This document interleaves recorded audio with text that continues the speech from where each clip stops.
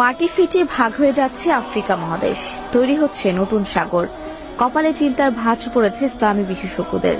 এটাই কি তবে কিয়ামতের আরেকটি আলামত?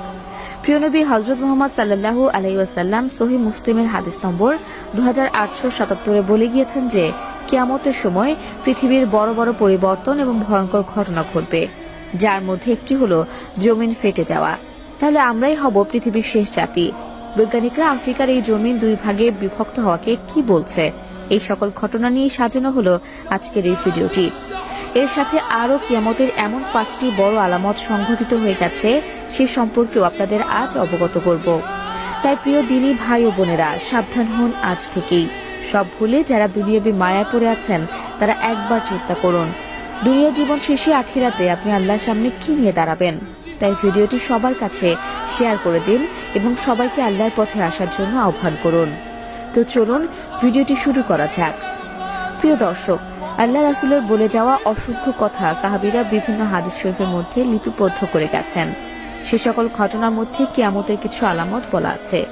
এর মধ্যে রাসূল সাল্লাল্লাহু আলাইহি ওয়াসাল্লামের কাছে হাদিসে যা সহিহ মুসলিমের মধ্যে বর্ণিত আছে যে কিয়ামতের পূর্বে ভূপৃষ্ঠের মাটি খণ্ড খণ্ড হয়ে যাবে, যা আমরা বর্তমানে কিছুদিন পরপরই শুনে আসছি। প্রায় দিনে খবর আসে কোনো একটি দেশের একটি ভূখণ্ড সেই দেশটির ভূমি ত্যাগ করে মাঝ সমুদ্রের মধ্যে গিয়ে একটি আইল্যান্ডে পরিণত হয়েছে। এছাড়াও কিয়ামতের আরো কিছু বড় বড় আলামত আছে, যেগুলো আমাদের সামনে প্রকট হয়ে গেছে। তার মধ্যে একটি আলামত বা কিয়ামতের সূচনা হলো মহানবী সাল্লাল্লাহু আলাইহি ওয়াসাল্লামের মৃত্যু।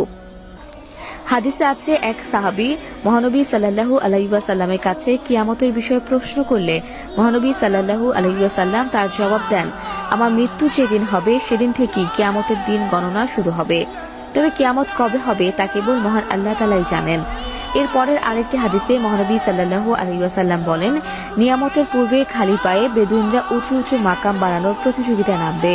এবং বর্তমানে আমরা দেখতে পাচ্ছি মহানবী সাল্লাল্লাহু আলাইহি ওয়াসাল্লাম খালি পায়ে বেদুইন বলতে সেই সৌদি আরবের বাসিন্দাদের বুঝিয়েছেন, তারা যারা একসময় খালি পায়ে মরুভূমির মধ্যে ঘুরে বেড়াত, তারাই এখন বিশ্বের সর্বোচ্চ বহুতল ভবন নির্মাণে সফল হয়েছে।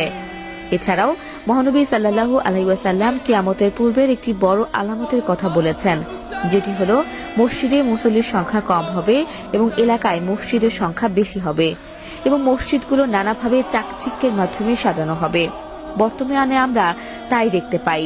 প্রতিটি পাড়া মহল্লায় একাধিক মসজিদ স্থাপন করা হয়েছে এবং এক মসজিদ কমিটি অন্য মসজিদ কমিটি থেকে এগিয়ে থাকার জন্য নিজের মসজিদটাকে বিভিন্ন চাকচিক্যময় তৈজসপত্র দিয়ে সাজিয়ে রাখছে। এছাড়াও কিয়ামতের আরো একটি বড় আলামত হচ্ছে ফোরাত নদী। মহানবী সাল্লাল্লাহু আলাইহি ওয়াসাল্লাম হাদিসের মাধ্যমে আমাদেরকে জানিয়েছেন যে কিয়ামতের পূর্বে ফোরাত নদী শুকিয়ে যাবে এবং সেখান থেকে স্বর্ণের পাহাড় ভেসে উঠবে।